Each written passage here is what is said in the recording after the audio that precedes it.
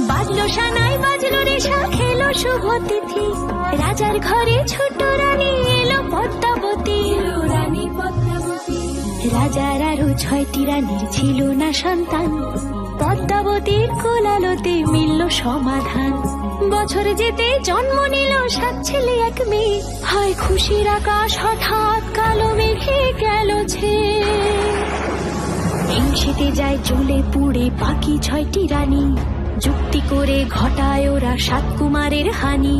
সুযোগ মতো 7 ছেলেকে মাটিতে দেয় পুঁতে, বাঁচে একা পারুল ওরা পায় না তাকে ছুতে। ধাইমা বাজায় সেই মেয়েকে বড় করে তোলে, 7 ভাইকে পায় যে পারুল 7টে চাপা ফুলে।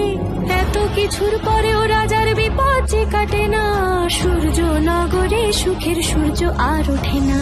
হিংসা বিবাদ বিচ্ছেদ আর প্রেমের কাহিনীতে